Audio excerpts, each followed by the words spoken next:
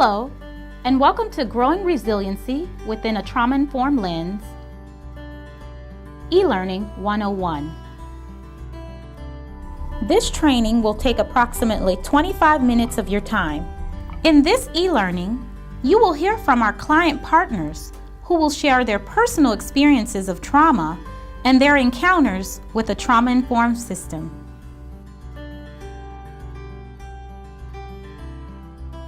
Before we get started, let's review our objectives.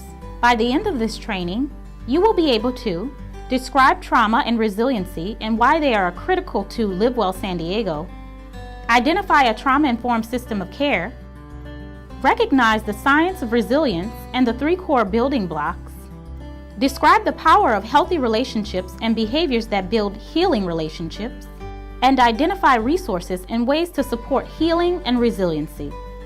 Let's get started. With Live Well San Diego at the core, there is a clear integration of trauma-informed systems amongst existing efforts, such as the HEART Customer Service Initiative, where a positive approach equals a positive experience, and employees are helpful, display expertise, are attentive, respectful, and timely. Live Well Communities, which addresses inequities, health disparities, and disproportionality, and the Diversity and Inclusion Initiative, which promotes a workplace that embraces diversity and inclusion for our customers and the workplace. All of these support the Live Well San Diego vision of building better health, living safely, and thriving. Being a trauma-informed organization means that we are seeking to balance competence with kindness. County of San Diego cares about trauma because we believe in person-centered service, resilience, and that every San Diego resident deserves to experience the Live Well San Diego vision.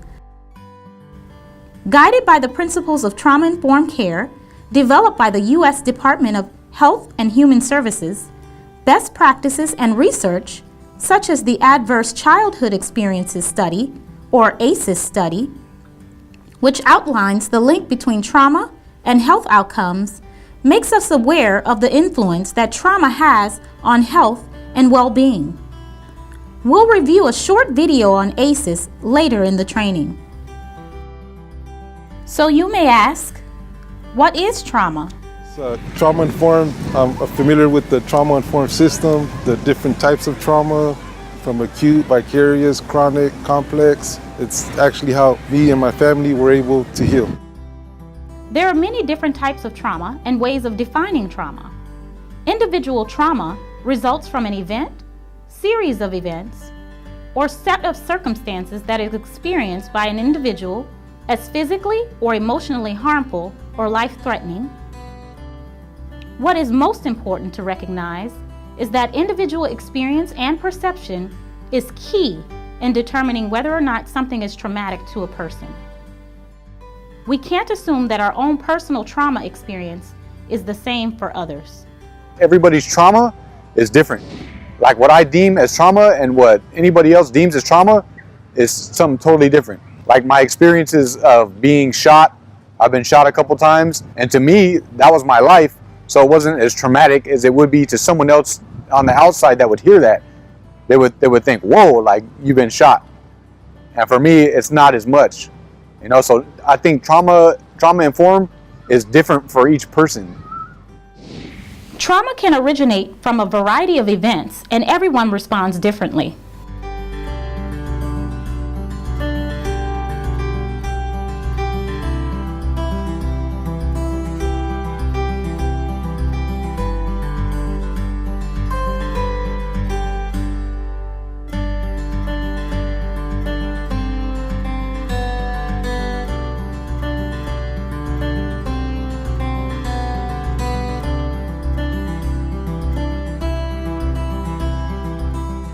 Research indicates that 70% of adults in the U.S.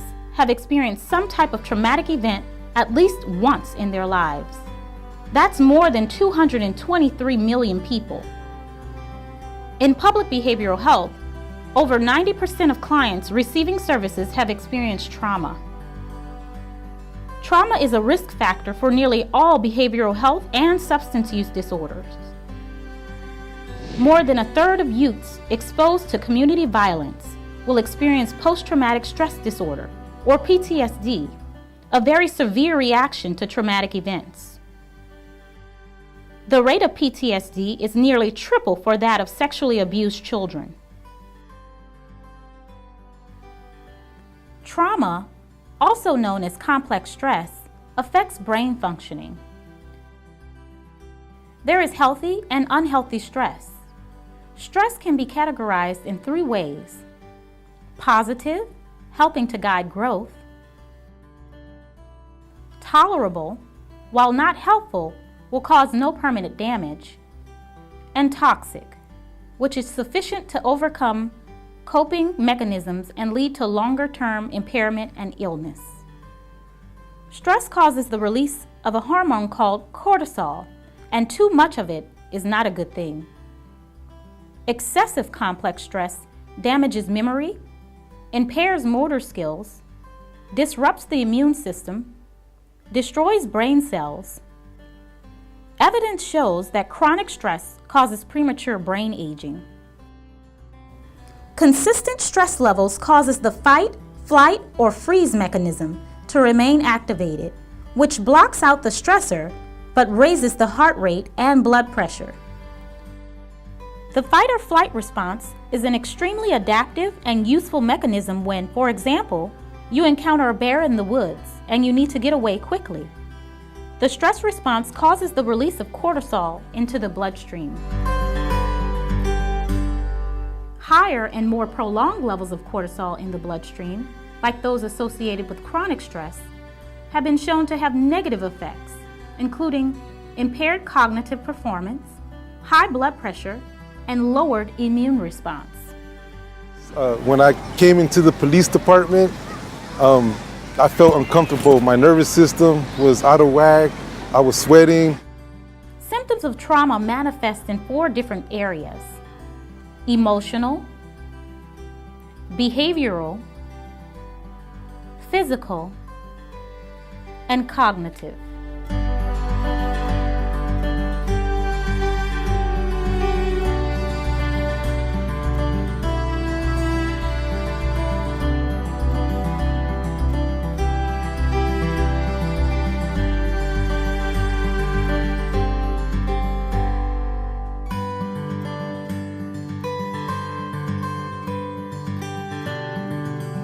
Now that we can recognize some symptoms of trauma, let's take a look at this video to further refine our understanding.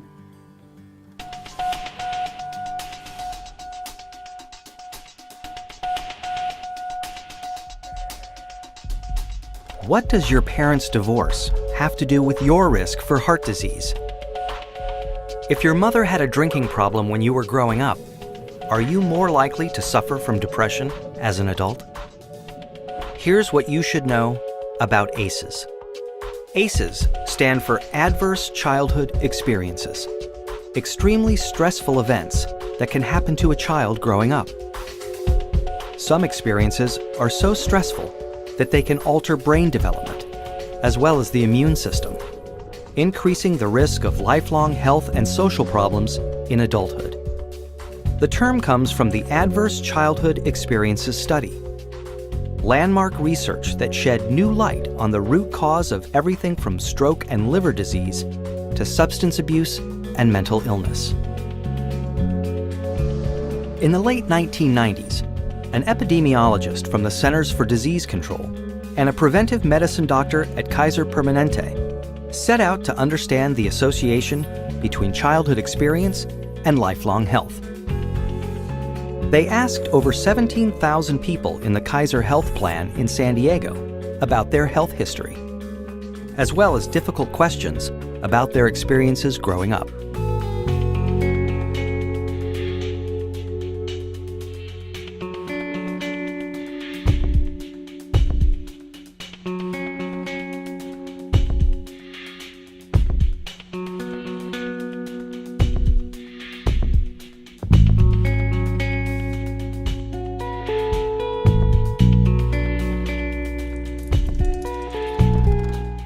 Anda and Felitti tallied up 10 different kinds of adversity in this largely middle-class and college-educated population.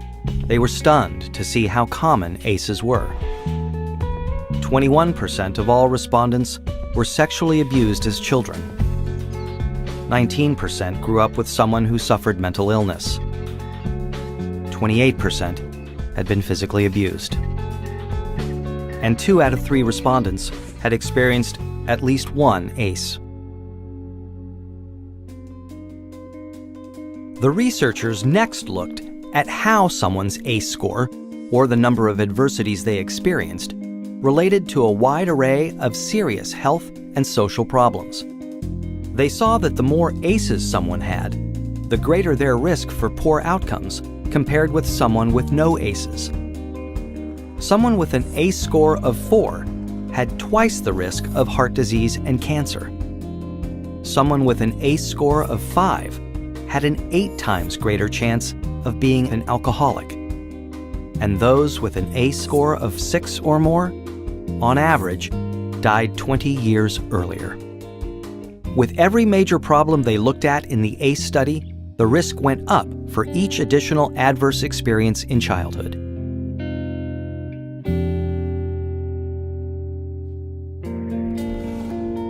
As Dr. Robert Anda says, what's predictable is preventable.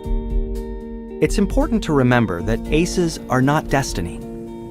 ACEs are a tool for understanding the health of a population as a whole. For individuals, an ACE score can be a tool for understanding their own risk for health and social problems, and empower them to make changes for themselves and their children. ACEs tend to get passed down from generation to generation, and are common across all income levels, races, and cultures. But increasingly, people of all different professions and backgrounds are coming together to discuss how ACEs affect their communities. They're finding new ways to treat and prevent ACEs. Many doctors are starting to screen their patients for ACEs as part of their medical history. More schools are becoming trauma-informed, considering the source of problem behavior when disciplining their students, instead of immediately suspending or expelling them. To learn more about interrupting the cycle of adversity and improving health and well-being for the next generation, please visit kpjrfilms.co.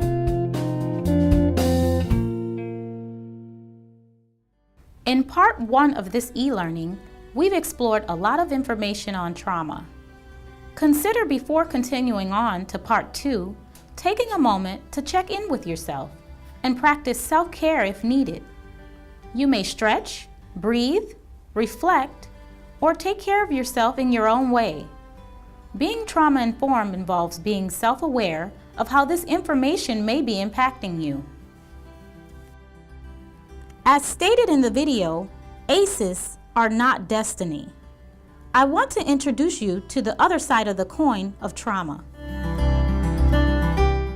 Resilience can be described as relatively good functioning or well-being, as well as a set of qualities that enable a person to use internal and external resources to adapt in the face of adversity. When we use a trauma-informed lens to interpret common behaviors, we help build resilience. The science of resilience has 3 fundamental building blocks: secure attachment, a secure base whereby the person feels a sense of belonging and security; self-efficacy, a sense of mastery and control, along with an accurate understanding of personal strengths and limitations; and self-esteem, an internal sense of worth and competence. These building blocks activate a set of qualities that enable a person to use internal resources to adapt in the face of adversity. Guided by the County of San Diego's strategic plan that includes our vision of Live Well San Diego, we all are able to help customers build resilience using a trauma-informed lens by assisting them in accessing external resources, such as services that help build healthy families, create safe communities, and promote sustainable environments. The following approaches can be used to support the building blocks of resilience. Cultivate a sense of safety. Consider sensitivity towards the possibility of re-traumatization through intake questionnaires and training activities. Take a strength-based approach. Individuals' strengths should be regularly recognized and validated. Focus on self-determination and empowerment. All individuals, particularly those with a history of trauma, need to feel in control of their own decisions. People who have experienced trauma can feel not in control of their lives. Approach person-centered services with a focus on collaboration and mutuality, empowering individuals to make meaningful choices regarding the services they or their family receive and the steps they take moving forward. Using a trauma-informed approach cultivates positive, healthy, supportive relationships and are the best way to build resiliency. Through establishing safe, authentic, and positive interactions, those who have experienced trauma are able to share feelings and thoughts in a protected environment, promoting healing and a sense of connection. A key component of building healthy relationships is trust. My stepson, Adrian, he had unfortunate circumstances and he landed in Mercy Hospital. And when I went to Mercy Hospital, my wife and I, there was an officer there. He had a trauma-informed approach, and he invited us to go to Youth Voice at the Mid-City Police Department. And we had never went to the police department under them circumstances, so it was uncomfortable for us, but we went that same day. And Dana Brown reached out to myself and my family, and she gave us that trauma-informed approach. And she loved us, and before you knew it, we were out there doing community work, community engagement, and in that process, we were able to get our family first from experiencing abandonment, just different types of trauma, and now having us back and being a part of that process and us healing as a family. Relationships matter. The currency for systemic change was trust, and trust comes through forming healthy working relationships. People, not programs, change people. Bruce D. Perry. Our words and actions are vital in developing and maintaining healthy working relationships. Here are some examples of practical ways to build healthy relationships in the workplace with your coworkers.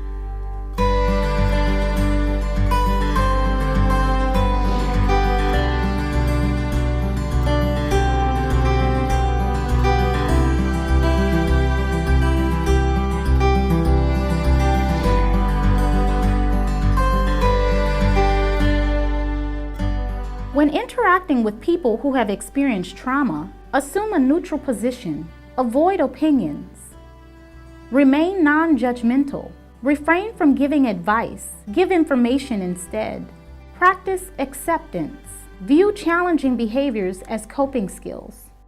What helps? Interactions that express kindness, patience, reassurance, calm, acceptance, and listening. Frequent use of words like please and thank you.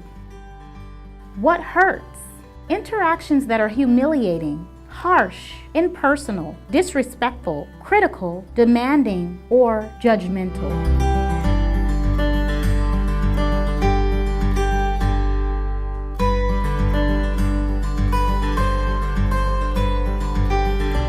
Trauma-informed to me is basically having an awareness that people have experienced traumatic events in their life, near-death experiences, and being aware of that so that when you're engaging in communication with them or you're talking to them, that you're aware that they have a background, they come with something, but it's also about like not judging a book by its cover.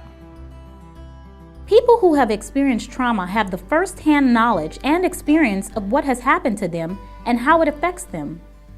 They are also the experts when it comes to deciding what they need to recover. What we believe they need may differ from their beliefs. For example, we may suggest that stable housing should be a priority, but a client might disagree and prioritize finding gainful employment. Build relationships, positive, supportive, healthy connections. Honor voice and choice. Talk less. Listen more. Partner with people. Refer to resources. Request feedback. Ask how they feel, what they need or want, and ensure comfort. Psychological safety. Right now I'm a senior in high school and about to be 18. In total I've been to like about 12 schools. Most of them I got kicked out of, because of my behaviors, but no one really asked to why I behaved like that, or why I did the things I did, or why I just, sometimes I didn't do anything, and sometimes I just didn't want to do work, I didn't say anything, I just mind my own business, and they weren't having it. Let's take a look at the 3 areas you can apply trauma-informed practices. One area is being aware of your own experiences of trauma and how it may affect your perceptions and the way you view the world. The next area is being aware of how we interact with our coworkers who may have encountered a traumatic experience. And the last area is to be aware that it is safe to assume that customers we serve more than likely have encountered a traumatic experience. And we want to build healthy, supportive relationships that provide a positive experience and that deliver positive outcomes. As you can see, having a trauma-informed lens means shifting the way we view someone's behaviors, including our own. By doing this, we can be more compassionate towards ourselves, our customers, and our coworkers in order to promote resiliency. Every day, we are all exposed to ongoing stimuli that we respond to according to our own life experiences. Regardless of our socioeconomic status or cultural and family background, we may share similarities and differences.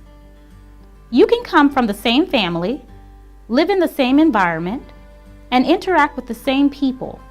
But how we make meaning for our own experiences through our individual lens will drive how we react to impulses and the world. It is neither good or bad. It just is.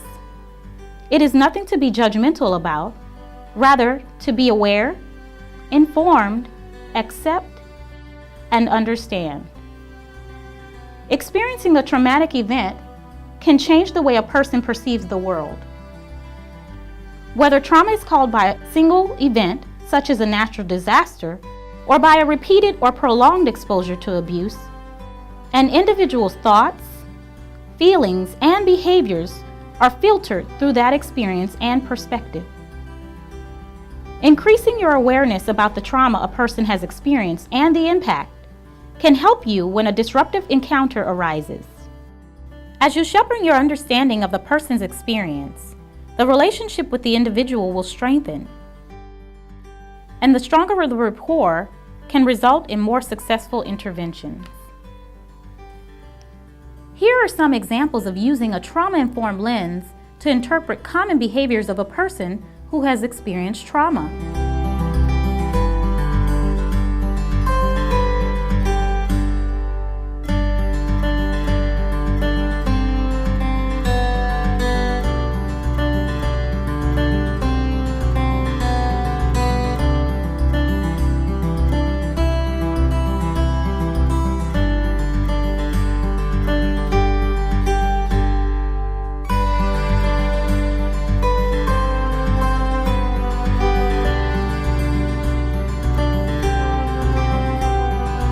How can we shift our perception?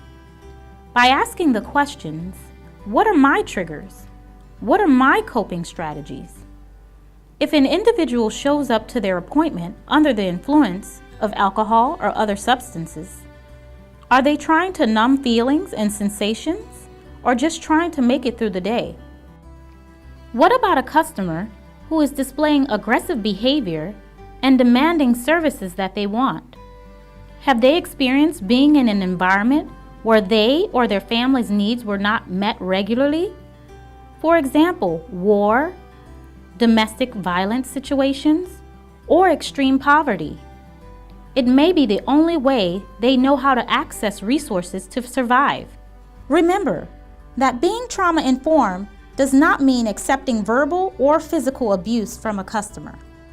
Someone who has experienced trauma may not be disengaged, but instead overwhelmed. It may not be about being unable to follow through, but that the process needs to be broken down into multiple steps and more manageable steps for them. I think being trauma-informed is having a deep understanding of what someone has been through and is going through, and just being open to the experiences of someone and trying to help them. We all have a part to play in building resilience. County of San Diego leadership is committed to supporting trauma-informed systems integration, a system that provides services and support without re-traumatizing the customer, as demonstrated through policies, practices, language, and environment. These principles apply to staff, contractors, partners, as well as customers. So what can leaders do? Events that happen elsewhere, globally and nationally, can have an effect on people locally as well. Trauma can be experienced without a person being the direct recipient of the act. When a traumatic event occurs while employees are at work, leaders can respond by understanding that the impact will cause many to take care of themselves in different ways. Some responses may be to remain at work, take a break, take a walk, go home for the day, or maybe even take vacation for a more extended amount of time. Others may need to reach out to the Employee Assistance Program. Here are some additional ways you can build resiliency within yourself. Build a support network, whether it is for work or play. Eat more veggies and drink more water. Exercise, walk, run, or even skip. Live to learn. Grow from the good and the not so good experiences. Here is a summary with a list of resources. This concludes your Growing Resiliency within a Trauma-Informed Lens, e-learning 101. You should now be able to describe trauma and resiliency and why they are critical to Live Well San Diego. Identify a trauma-informed system of care. Recognize the science of resilience and the 3 core building blocks. Describe the power of healthy relationships and behaviors that build healing relationships, and identify resources and ways to support healing and resiliency.